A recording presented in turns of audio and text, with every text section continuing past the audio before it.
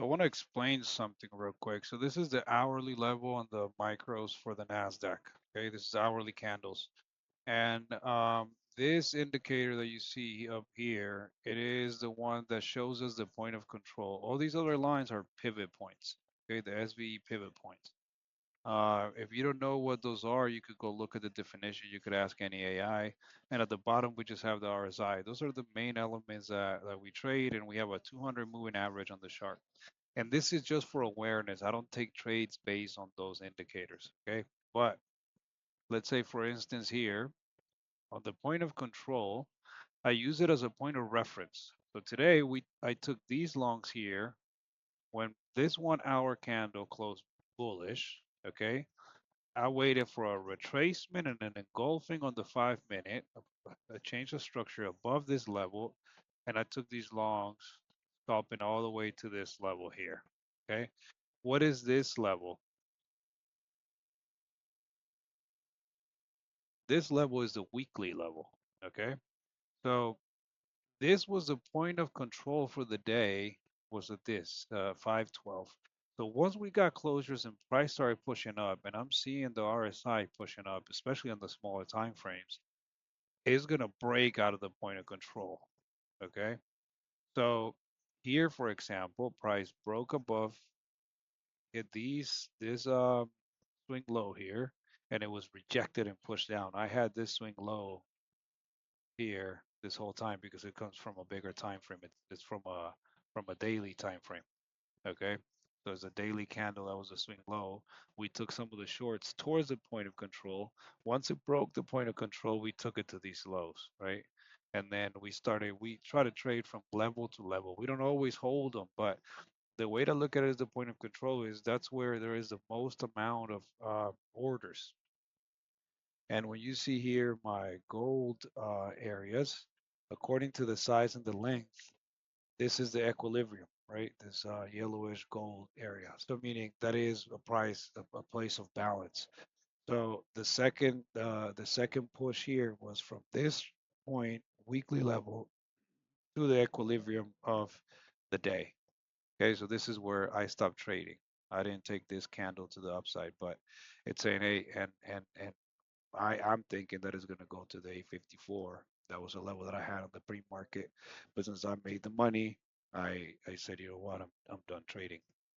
So this indicator here is showing where the most amount of volume is. Okay, my first target was this weekly pivot. Once we reached that, we got out, and then I waited for price to show me that it wanted to continue to go up. And we took it from this area to the equilibrium, and we were done. Now it's likely for it to push to this area, yes. And then as we can see, this is the weekly, the monthly level, and then this is the equilibrium for the month. So it's gonna go back and try to look for this monthly level. There is a 200 moving average that it looks like it wants to continue to go up to that. So I use the point of control as a reference that if it's breaking out of that, it's gonna go seek those other levels, and we try to trade from level to level. So I go from one level to the next.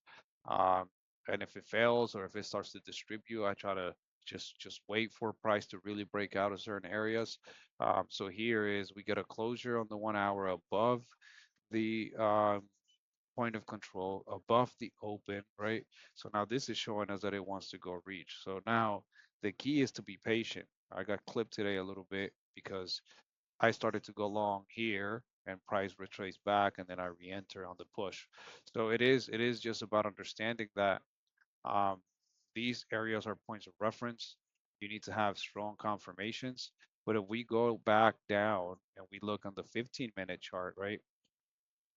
Uh, and we were looking at this